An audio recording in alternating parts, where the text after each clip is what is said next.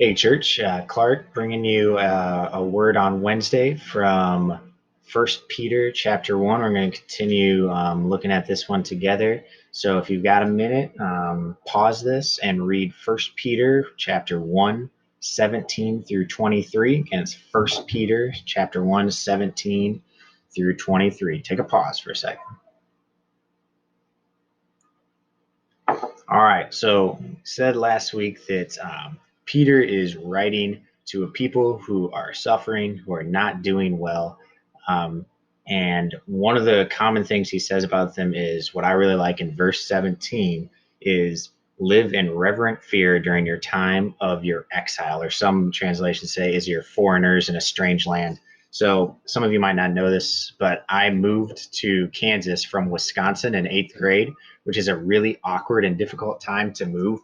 And when I moved to Lawrence, Kansas in eighth grade, there was another kid at my school who also moved there, but under way more difficult circumstances than me. His name was Ignacio Carvajal, and he was from Costa Rica and didn't speak a word of English. In fact, on the first day there, they asked him his name, and he gave them his lock combination because he just name and nombre and all these and number and all those it combined with him, and he couldn't figure it out. So it was a lot more difficult for him. He was living in a strange land. I was living in a strange land, and we kind of bonded and connected over our lack of friends, over trying to figure out this new life in Kansas together. Although his transition was much more difficult. Obviously, he didn't speak English. I just had a weird Wisconsin accent. Um, but I think that feeling of strangeness, of feeling out of place, is what Peter is talking to his people about here. While you're living in a strange land during this time of exile, right? Live in reverent fear of God.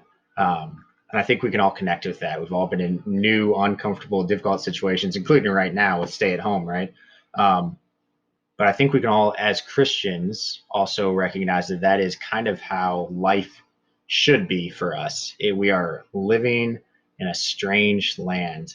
Um, Things are not the way they're supposed to be, and we recognize that.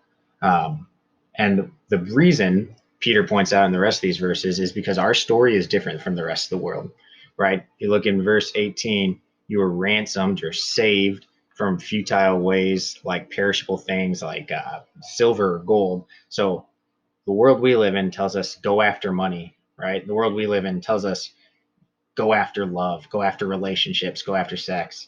The world we live in tells us go after success, go after fame, climb the status pole.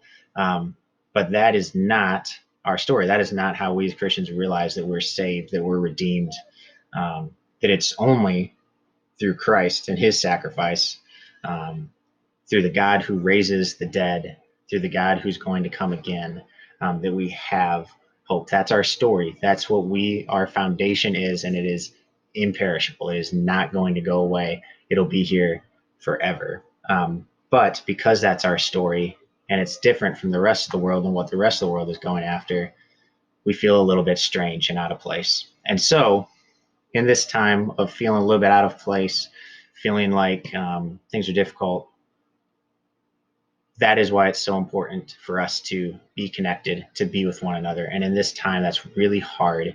But little things like messaging one another, trying to talk, even if it's across the street, to one another, sending out silly TikTok videos that we can all laugh about.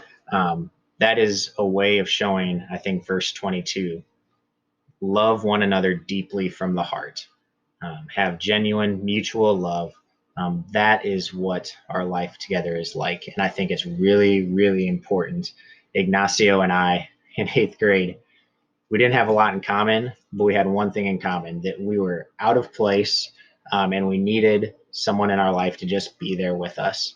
And in our Christian lives and our Christian walk, it can be the same way. We just need each other to be there for one another. So let's keep doing that. Let's keep reminding one another that we're there for one another, that we love one another, and that we all have the same story, and we have the same hope, and we have that same faith that is better than anything else this world has to offer. No matter how strange and out of place we feel, we have God, we have Christ, and we have one another. So I hope you get encouraged from this, and I hope that you take some time to be with God, and also to message one another and check in on one another. So that's my word for this week. I don't have any good dances to do. I am pretty sure I'd throw out something trying to do those dances. So sorry, not quite as entertaining, but hopefully encouraging. Have a good day.